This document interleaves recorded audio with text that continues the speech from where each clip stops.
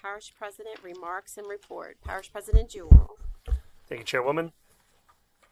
We will start with CC Road. CC Road is going to be closed starting today. Both the north and southbound lanes of CC Road in Montz will be fully closed between US 61, which is Airline Highway, and River Road until Friday, August 15th at 10 p.m. This closure is necessary to accommodate the sheet pile installation along CC Road at Montz Pump Station number 1. We do appreciate our residents being courteous and putting up with all of the work that we're going to be doing there. We do want to mention that this is going to be a common occurring theme along CC Road during the course of this project, at least for a while. And we are going to try to keep the road open as much as possible. But for safety purposes, when we have to close it, we will close it while we are constructing those pump stations.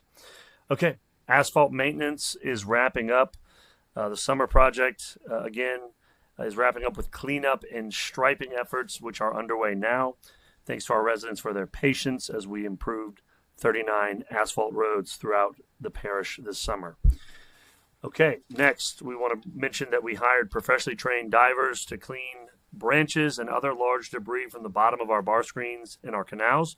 Obviously, it's easy to see what's on top, but those bar screens do go all the way to the bottom of those canals, and sometimes logs and other items can get jammed down at the bottom, which can cause a restriction.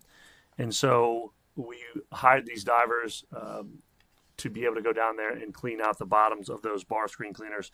Want to mention, too, that we're asking residents who live near canals to help us prevent this or help us prevent the future incidences at our pump stations by making sure to not throw any large items or small items, for that matter, into drainage canals or near pump stations.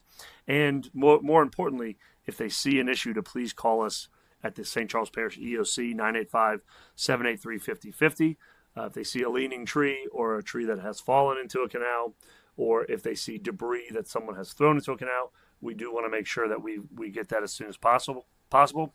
We've seen everything that you can imagine under the sun: tires, mattresses, barbecue pits, beach balls, everything you can possibly imagine, again, at those pump stations. Okay. We recently broke ground on the LA 18 water main replacement project. Mr. Gordon mentioned this in his report, but we're going to be upgrading 4,800 feet of old, really original cast iron pipe with a new PVC water main, improving the service along River Road from Ashton Boulevard to Annie Lane. Work is expected to wrap up in December. Again, this is phase 2 of this project, so we started up closer to the courthouse, and that worked its way down, and there's a couple more phases to this project, but we're doing one phase at a time. We want to mention that the contractor does have flaggers on site while they worked on the replacement. We appreciate everybody's patience while they go through that work zone. It seems like they've been doing a pretty good job of keeping the traffic moving. Okay, I want to mention that yesterday, CPRA in St. Charles Parish welcomed Congressman Bruce Westerman, who is from the 4th District of Arkansas. He's the chairman of House Natural Resources Committee, and we did a tour of the Davis Pond diversion. Following a visit to the controlled structure on the levee, we traveled by airboat to a monitoring station, which is what you can see here in the photo. And then right there, we took a core sample of an area, and you can see that we're standing on this kind of wooden platform, and we don't need to stand on it because the diversion has built up a lot of land in this area that used to really just be floating marsh. I can remember going on a tour of this area back when I worked for Congressman Scalise, and you could not step off of that plank there, or else you would sink up to your waist in mud. But now it is sturdy ground, and it's evidenced by the fact that we do have trees that have rooted, which you can kind of see in the background there of the photo. And then on the left there, you see that core sample, and it might be hard to see on the screen, but on your papers, at the very bottom of that core sample, at the tip, you can see some organic matter. That is the old floating marsh that used to be present in this area. As water has passed through this floating marsh and caught the sediment off of the Davis diversion from the Mississippi River. It has built up on top, and that's all the dirt and clay you see on top of that organic matter, which again is at the bottom. It's kind of light colored there on the core sample, but now it's nice clay on top of that, and then again now you see on top different types of grasses are growing there. So really amazing to see, especially for a diversion that was designed just to take surface water, fresh water, off the top of the Mississippi River. It was not designed to divert sediment, but it has, and it's actually filled in a large area, about 500 acres. And I shared some information on my Facebook earlier this morning and yesterday. This area back in 1936, that's the oldest aerial image I could find of this area, was solid marsh grass. There was no open water in it. And by the 1950s and 70s, you could see it opening up. The marsh was degrading. By 1998, it was pretty wide open water, again, around the 500 acres or so. And now when you look at this area, you can kind of see this little mini deltaic system that is kind of reflective of the larger delta that we live on. And so we're excited about that project. I'm calling on the CPRA to do a similar project in the Upper Basin. It's called the Upper Basin Diversion. I call it the Lake des Allemands Freshwater Reintroduction Project because we don't get the tidal exchange up in the Upper Basin that we get lower in the basin in, say, places like Grand Isle or Lafitte. So you don't get that water exchange that keeps marshes healthy. And what we get during these really hot summers is really stagnant water. It becomes hypoxic, which is not good for the plants that live there. It's not good for the fish that live there.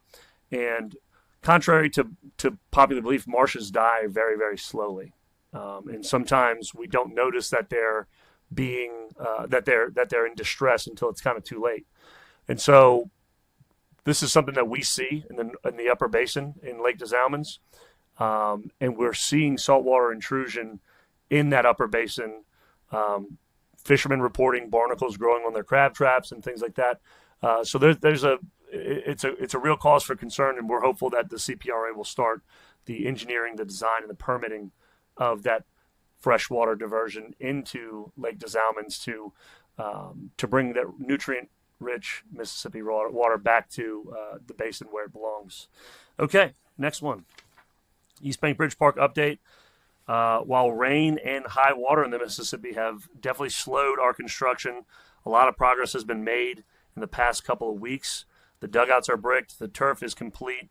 The basketball and tennis courts and pickleball courts have been painted, which you can see on the left-hand side of your screen there. Next steps include installing the lighting, completing the drainage work, and finalizing the parking lot. We appreciate everybody's patience. We didn't think that the Mississippi River was going to keep us sidelined for a few months, which prevented a lot of the digging on site. But we're glad to see the light at the end of the tunnel in this project. And please be looking out for an invite to a groundbreaking in the near future. A ribbon cutting.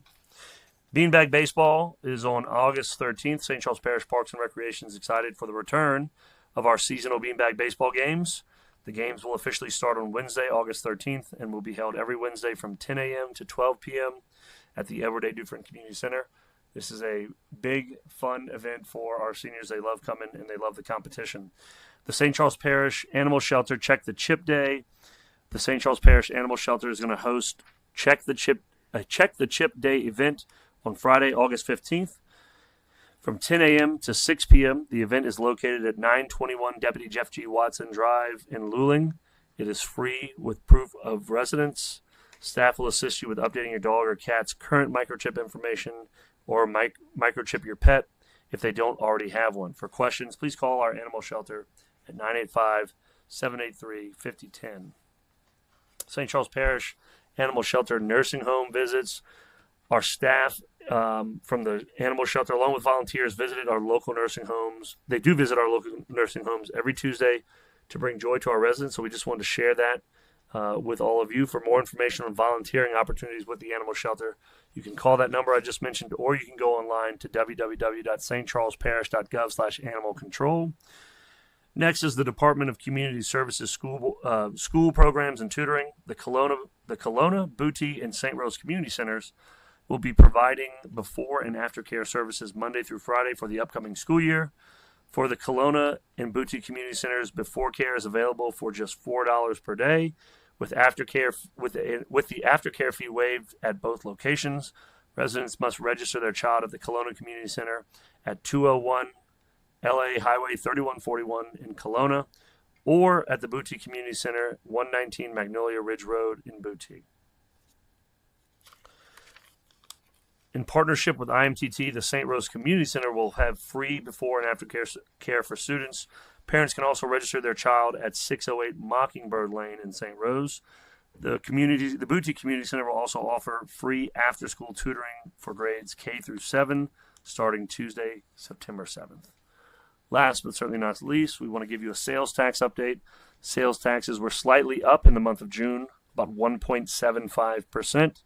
To date, we are now up about 7.05% where we were this time last year. This is representative by 1.6 million in additional revenues for this year. And that concludes my report.